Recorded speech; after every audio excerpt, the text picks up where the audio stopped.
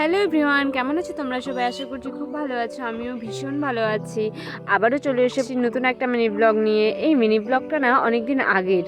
Actually আমি আমার gallery ঘাঁটতে ঘাঁটতে সাডেনলি দেখলাম যে এই ভিডিওটা রয়েছে আর কি আমার ফোনে। তো তখন মনে পড়লো যে এটা তো আমি তোমাদের সাথে শেয়ার করবো ভেবেছিলাম, কিন্তু শেয়ার করা হয়নি। তো ভাবলাম এখনই কেন না তোমাদের সাথে ভিডিওটা শেয়ার করি।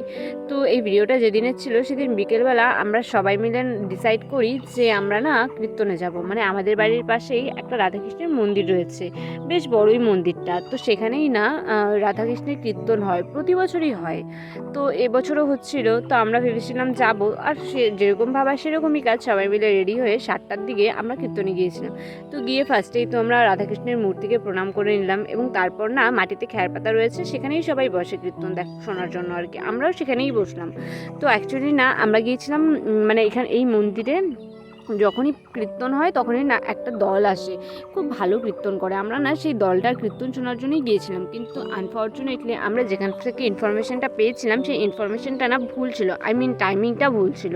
তো কী আর করা যাবে, গিয়ে তো আর চলে আসা যায় না। তো আমরা সেখানে বসলাম কিছুক্ষণ। তো কীর্তন শোনা, যেহেতু আমাদের কীর্তনের প্রতি অতটা অ্যাট্রাকশন ছিল না, আর এখনও নেই বলতে পারো, তো তাই আর কীর্তন আর শোনা হয়নি। আমাদের কীর্তন শোনা বাদ দিয়ে সব কিছুই হয়েছে বলতে পারো। মানে দেখতেই পাচ্ছ তোমরা কীভাবে এবার মারপিট করছে একে অপরের সাথে, হাসি ঠাট্টা, মানে কীর্তন বাদ দিয়ে সব কিছুর দিকে এদের মনোযোগ ছিল, খাওয়া দাওয়া সব কিছু চলছিল আর কি।